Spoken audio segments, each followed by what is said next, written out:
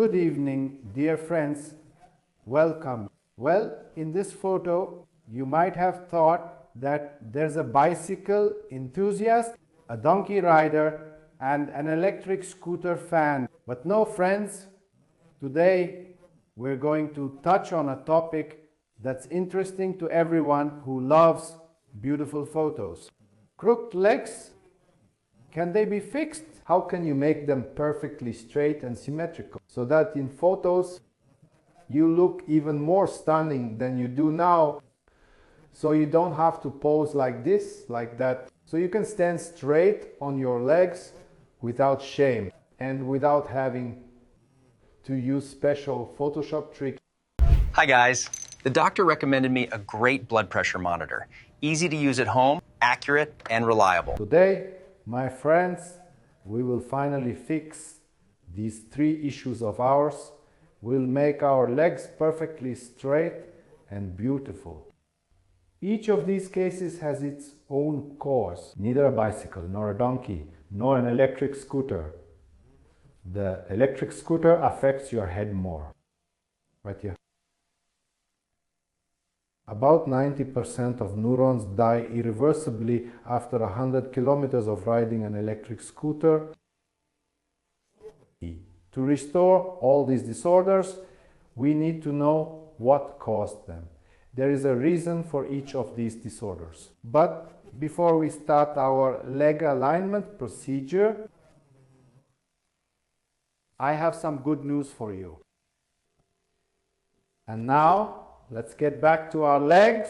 So, my friends, according to the latest scientific data, the two legs that we have, which we use to stand on the floor and also use for walking, it's the sequential movement of our legs that allows us to move ourselves through space in any direction, whether it's north, west, or east. The brain gives the command and the legs obediently follow it.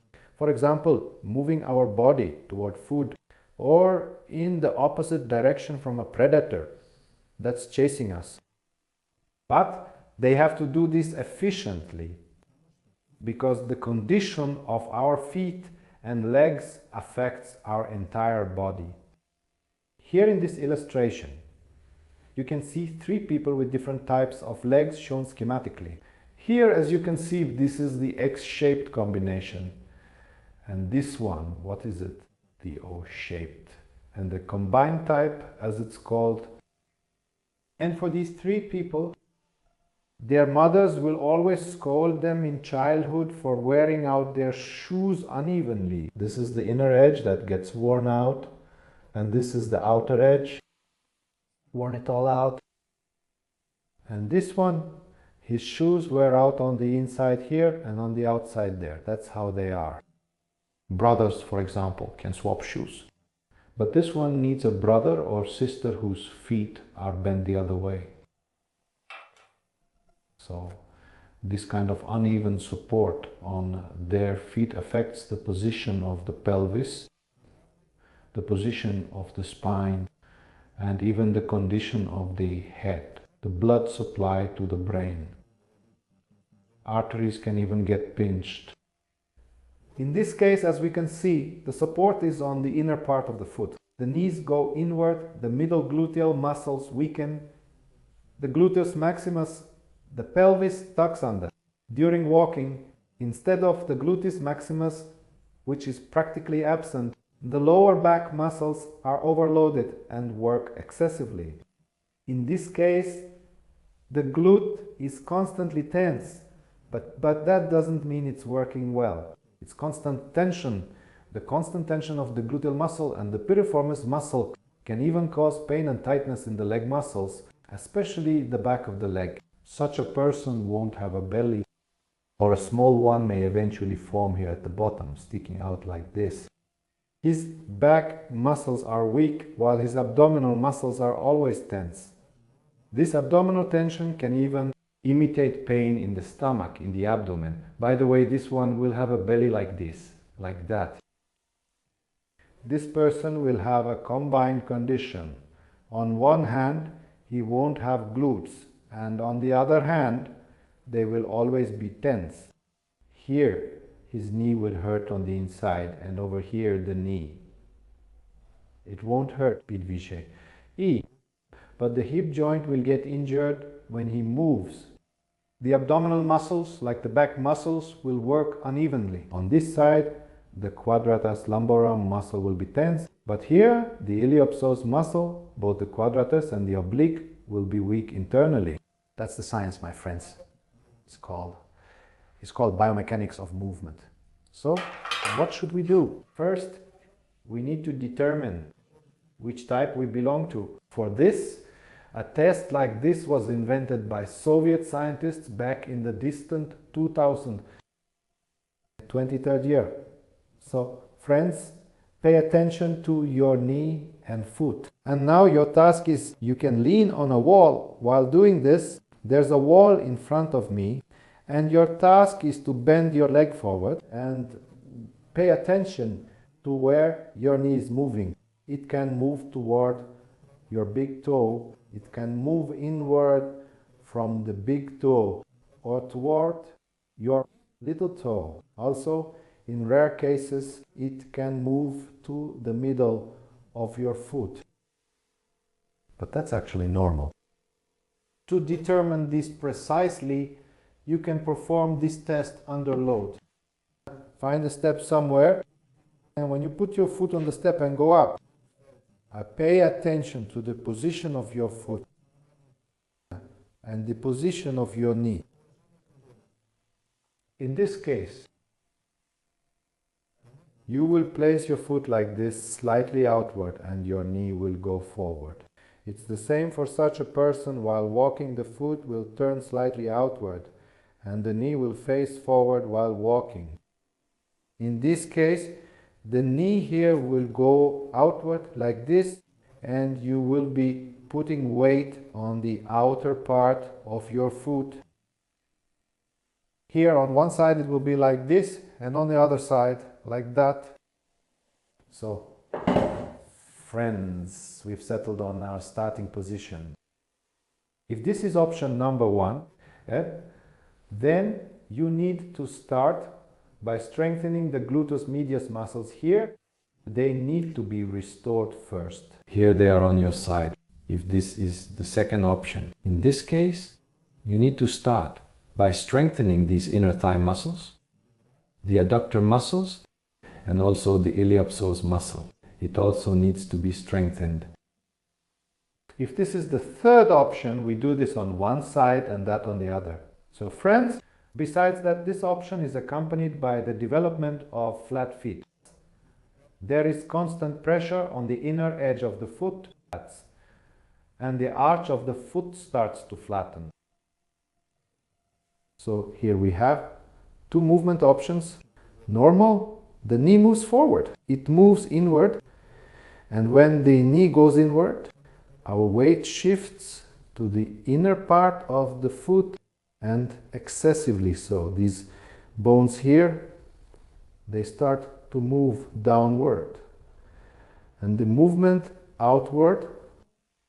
At the same time, the arch of the foot can be excessively raised. Movement in the foot joints will be limited, especially in these small ones. They won't move well, and the foot will always be tense like this. So, friends, training the gluteus medius muscle. We're lying on our side, and our leg will be lifting up like this, making this kind of movement. Here we'll divide it into three parts. First, it will move forward. Then, in line with the body, slightly behind. And the third position, the leg will be bent. Okay? So, friends, watch carefully the first movement. Straighten your leg. The other leg, the second one, is lying bent. And now, in this position, we lift the leg up. Here, the gluteus medius is active. In this position, we do 2 sets of 10 reps. Rest, then move your leg forward. In this position, also do 2 sets of 10 reps. And third, move your leg back. From this position, also lift your leg up and further up. In all 3 movements, this lateral gluteus medius muscle is working. And the fourth position, bend your legs, put your feet together and lift them like this. Here, in addition to the gluteus medius muscle, the gluteus maximus muscle is also working. To target this inner part of the thigh, we bend the leg that's on top and move it forward, and the leg that's underneath, we start lifting it up.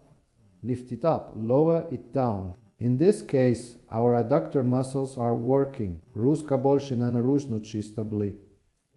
We use this method when the load is more on the outer part of the foot. This is the first position. The leg is behind. Наружну чисто бли. Now, we switch legs and lift the leg forward like this, in front. If this movement is not difficult, then you can even straighten it. We lift the straight leg like this.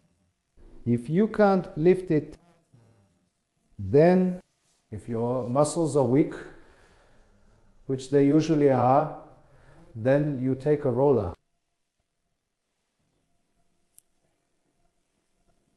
You place your foot, your sole, right on this roller.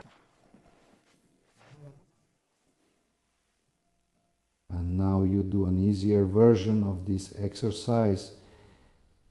You lift your leg like this, raising your knee off the floor. Later on, you can make it harder by lifting your leg and moving it up and down here. Be sure your pelvis stays still during this. This way you will get more tension in these inner thigh muscles. We're doing this exercise lying down. Next, the third thing, you need all these muscles to work while you're moving during torso rotations. There are two exercises here. The first one, let's start with this. If your knees are pointing out to the sides like this, take a roller or a ball, squeeze it like this between your legs, between your knees, and start rotating your torso. Turn to one side 10 times, then turn to the other side also 10 times, and then alternate to one side and immediately to the other. This is necessary so that during movement, during rotation, your leg gets used to not participating in the movement, so that the knee doesn't go outward, so that the inner muscles get used to working, stabilizing the foot, the leg, and the pelvis. And what if it's this case when the knees are shifted inward? Here you take a band like this, put it between your knees like this, and do the same movement.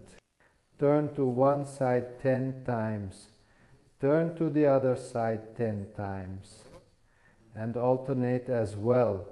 This is so that your gluteus medius muscle is involved in the turns. And if you have both problems at the same time, with this leg position, you need to do both exercises together. Also, when you're either going up the stairs or coming down, you need to watch the position of your foot and knee. Make sure that when you're stepping up, your foot isn't pointing outward. It should be facing forward. And make sure your knee doesn't go past your foot. Ideally, when your leg bends, your knee should be pointing somewhere around here at your second or third toe. Ideally, at the third toe, if possible. So the movement should be like this, not inward, not outward. Well, that's it, friends. Now your legs will be straight, even, and perfect.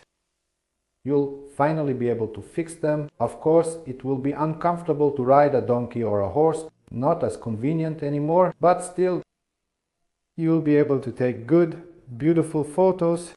So let's do it, let's practice. Write in the comments what you liked and how you liked it.